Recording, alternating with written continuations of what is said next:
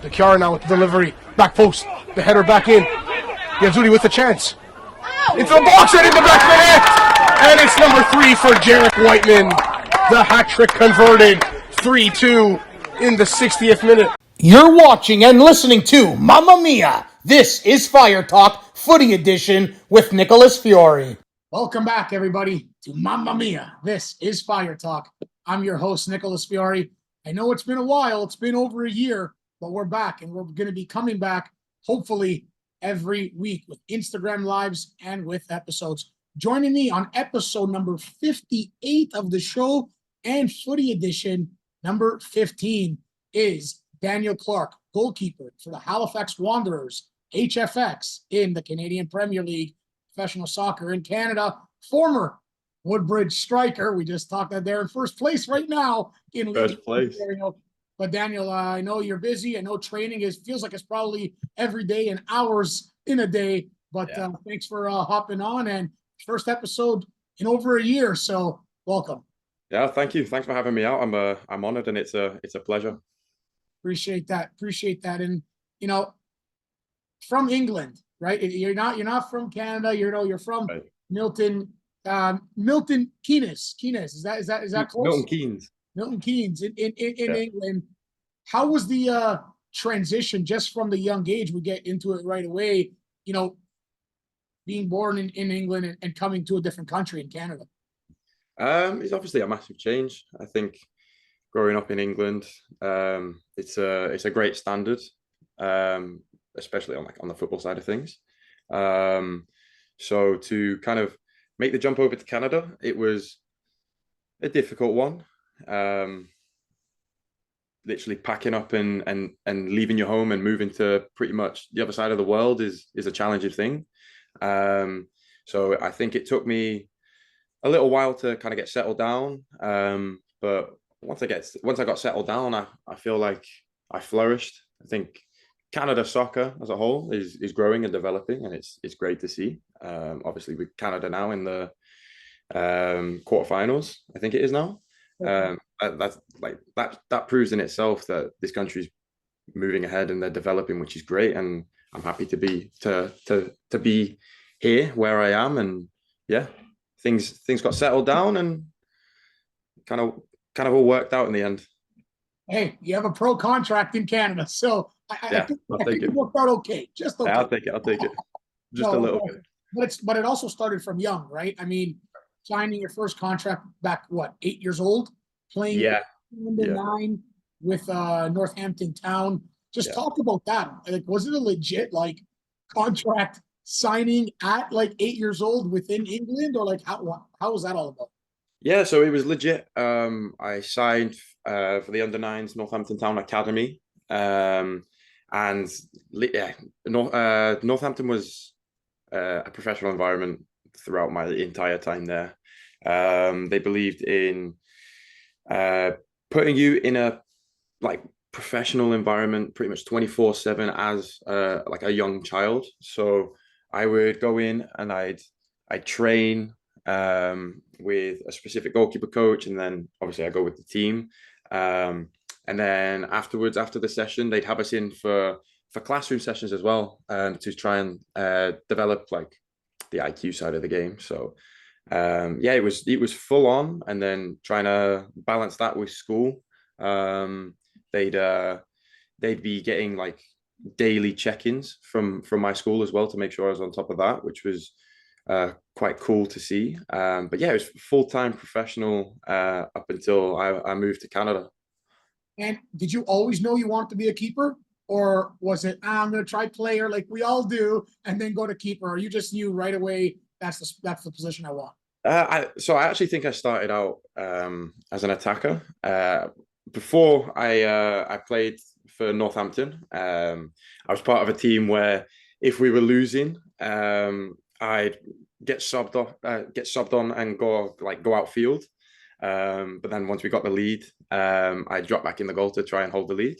But then once I signed for Northampton, they were kind of okay, you have to make a decision. And I don't know, I've always just loved being a goalkeeper. A lot of players or yeah, a lot of people like scoring the goals.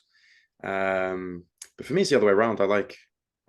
I just like denying. I like denying someone that goal scoring opportunity. It gives me. There's a different feeling stopping a PK in a Yeah, big game, isn't there? exactly. Yeah, it's just a different like rush of adrenaline that I kind of got hooked on when I was younger.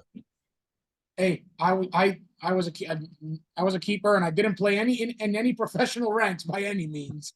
But I mean, I still play now, just men's league here in the GTA. We all That's know, great. but I had a scholarship and stuff like that too. But the thing is, with being a keeper, I didn't even start until I was 15, and I Okay. didn't even know how. I was just always a striker, just score goals, and then all of a sudden, I transitioned into being that keeper. But I Yeah. think it's important just starting so young, knowing exactly where you want to play, how you want to play, and Yeah. the development. That's what I think leads you into being a pro. You can start at any age, I guess, Yeah. but you got to start young. You got to get that mold Yeah. into. Exactly. Yeah, they really tried to nail down like the fundamentals when I was younger. So that's when I kind of compare myself to a lot of people around here, I feel like that's where I kind of I'm better off is my overall shape, my technique, and just the fundamentals are just a little crisper, I'm gonna say. Uh, but yeah, it was good. Talk about a little bit the trials that you went to. I mean, it's always fantastic. I mean, maybe you being from England maybe helped the cause a little bit too, just to have that familiarity around. Mm. But in Stoke City, Port Vale, Leicester City. Obviously, we know Leicester did the Cinderella run years Yeah, ago yeah. in the English Premier League. Talk about those trials and how the experience you got, Mm. propelled you into where you could be now. Yeah, so I went back home when I was 16 to go trial and back home. Uh, the first one was with Stoke, which was amazing. The facilities were phenomenal. Um, uh, it's just the environment is really tough, especially uh, somewhere as prestigious as for the likes of Stoke and Leicester.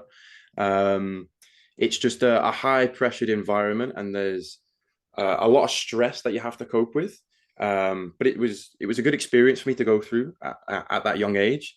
Um, so I left those two trials at Leicester and Stoke with a lot of good experience on my back.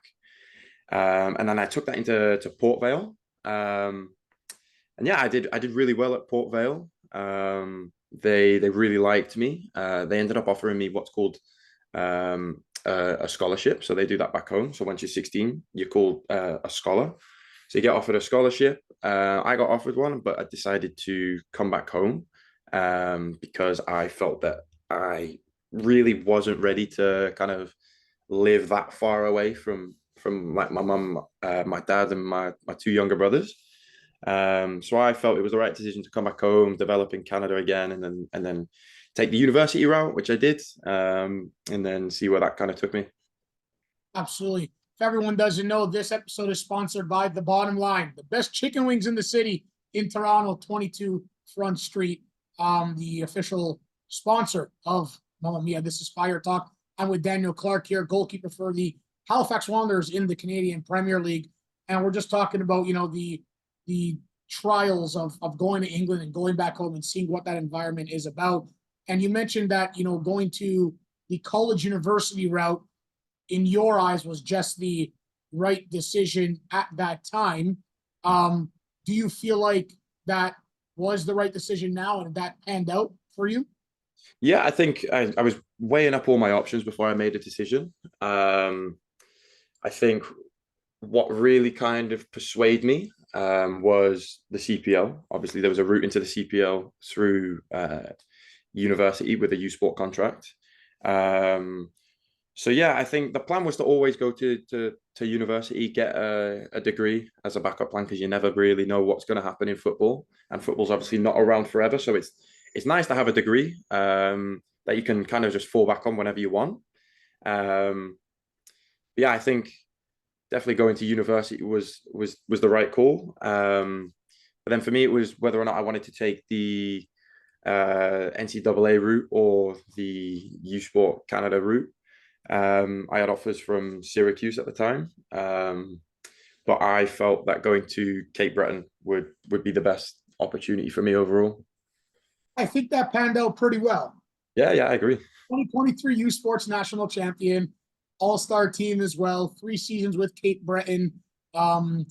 And then you got drafted 5th overall in the 2024 CPL U Sports draft. Mm-hmm. So I think that route was a decent route to take, if I don't say so myself.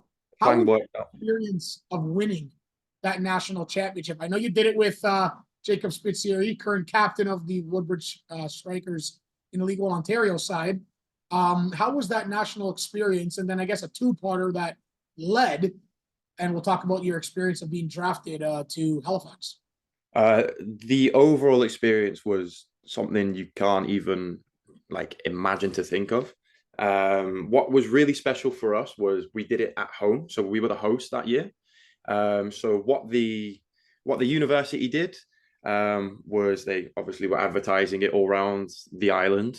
So we had a lot of support and fans that came out to all of the games.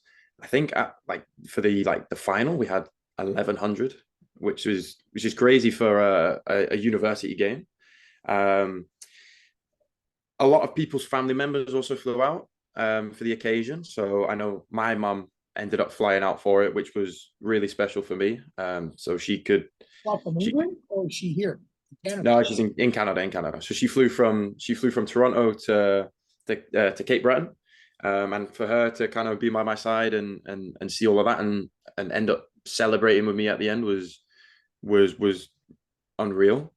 And then the university actually also paid for all of its previous alumni to kind of come in and support us and watch, because they had won it in 2017. So they had reached out to all of the members of the 2017 Cape Breton team that won the first nationals.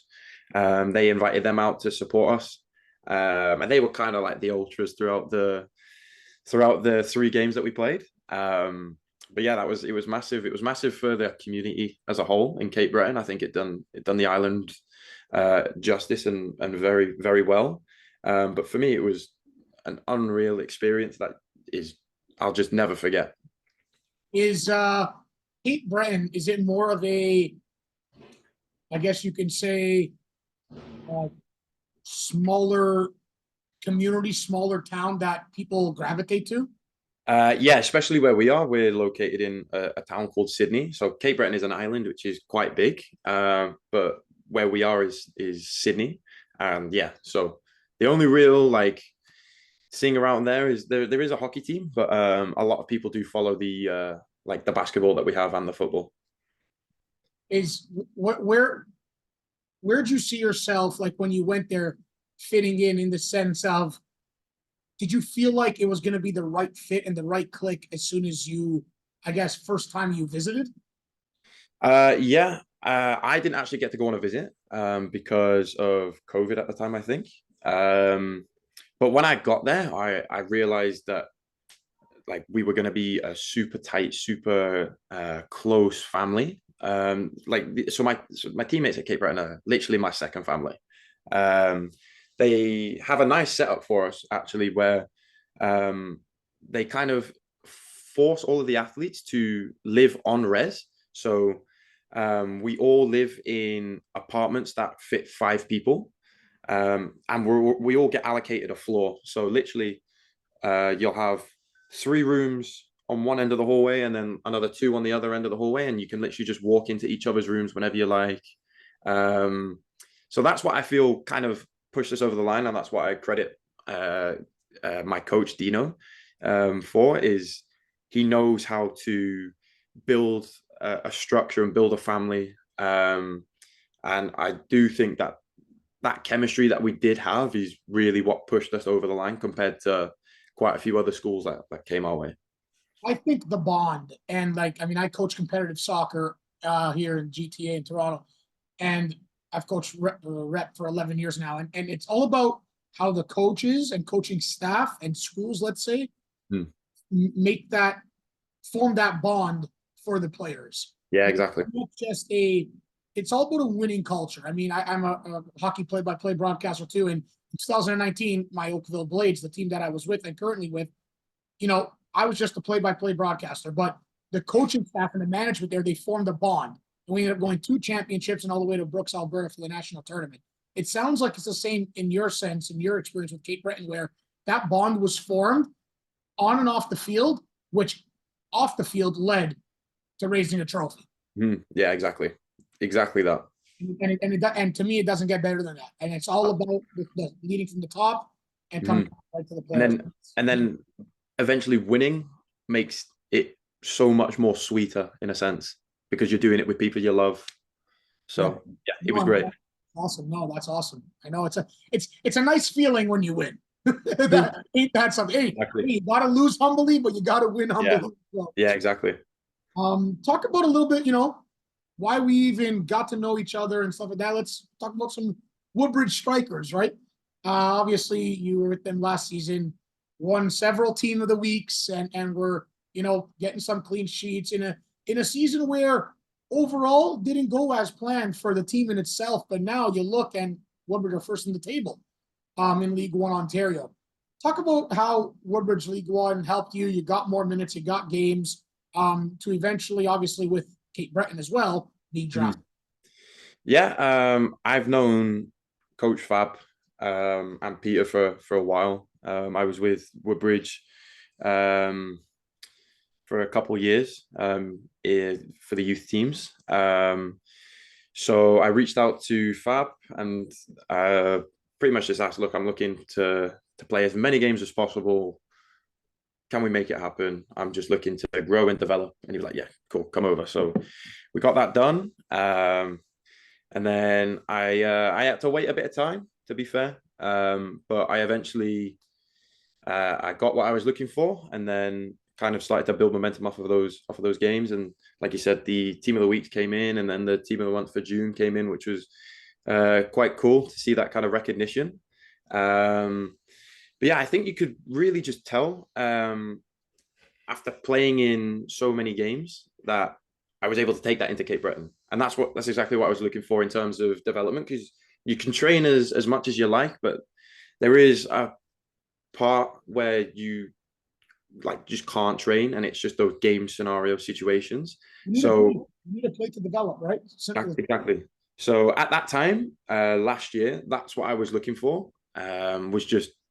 I just needed to play. I needed to play against grown men who are quick, fast, strong, and will put me under pressure whenever they can, which is what they did. And I think for the ending that Woodbridge team had last year was unfortunate. I think I know me and Spiz, we ended up leaving quite early. So did Eli.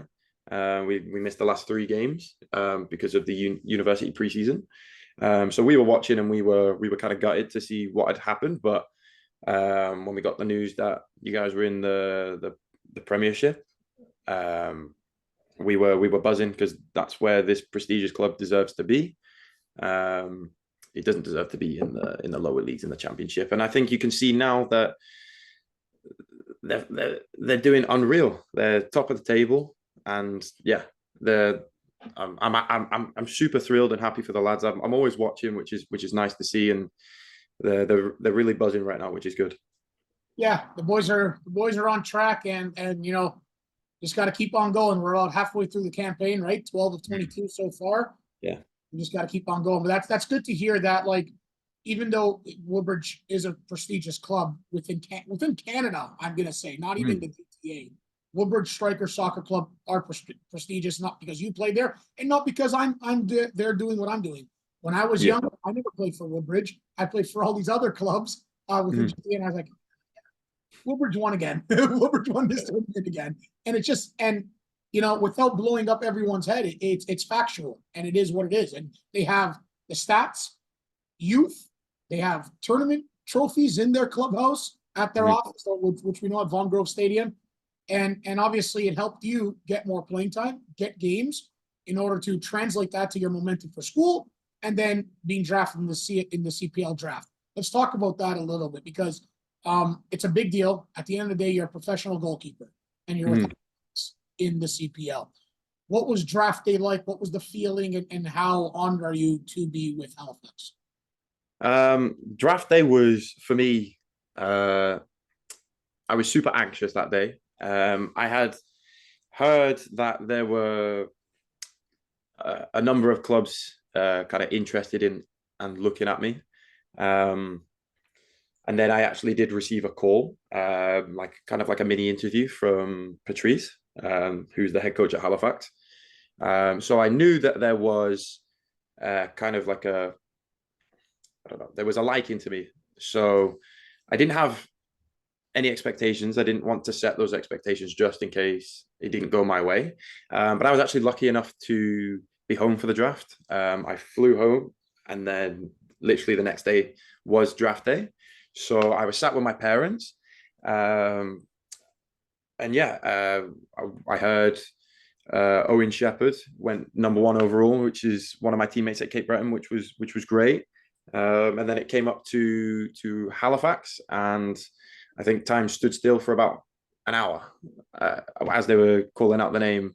And then I finally heard my name, and it was just pure relief and excitement and joy. And I was super happy that I could spend the moment with my parents. My mum and dad were both there. They both straight away jumped on me, hugging me, which was super nice. I actually had my extended family who were back home. They were all on a Zoom call, which was super great. I had my younger brother on that Zoom call as well. So he and the draft happened at like 1 p.m. So he had to ask to leave the class that he was in high school, just so he could kind of attend. And then my youngest brother had his entire class kind of watching the draft, because my parents had told them that there was a possibility that I could be drafted. So on that day there was a lot of pressure.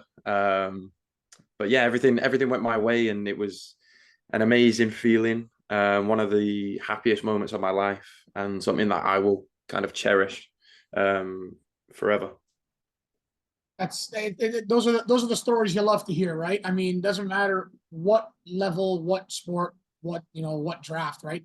Those stories are the ones you'll never forget, and you won't get tired of telling them as much as you know, right? Which is obviously fantastic to hear. Talk about the CPL, professional experience, in the sense of, you're still young, right? You're going to get that opportunity and that crack sooner or later, but just training and being active and being what's the word I want to look for, like healthy and fit in order to get that opportunity. How important has that been in just the trainings to be ready at any given time? Yeah, you have to be ready whenever, because your name could get called at any given moment. So it's super important and crucial to kind of stay on top of, like you said, your health. So making sure you're stretching every day, making sure you're eating and sleeping well. That's also very important. I think that the trainings are unreal. We train pretty much every day. So that's good. And then I've been able to get in a few games with the under-21 team that we have. So I'm not missing out on too much game time, which is something I like. But just training with kind of super high quality players, you just know that you're improving, even if you're just training. So for me, I can already tell that there's been. So when I was with Woodbridge, there was a step of improvement to university, and then now it's gone from university to an even bigger step in my improvement overall as a goalkeeper with being in Halifax. So yeah, I've really enjoyed my time here. I think it's been unbelievable for my career to gain certain experiences and develop as a player overall. And I think it will show coming up when I finally do get that opportunity. I'll be ready. So yeah. You talk about some of the players, and I remember when I was in League One, I was with Aurora, and Jimmy Brennan, former TFC captain, was my coach, and he was just peppering shots at training. Now this was back, I'm older now, 2015, 2016, I would say, or 2017 area. But, you have, Julian Dunn, former TFC, Ryan Telfair, former TFC and an international player as well. And obviously I'm missing a few, but I can't name the whole roster. But, taking shots from these guys too and playing with these guys as a goalkeeper, it makes you better no matter what, because you're facing quality. Exactly. And they're also really good mentors. So they're really good people to talk to. They want to help you. They want to help you because they know you're young in your career.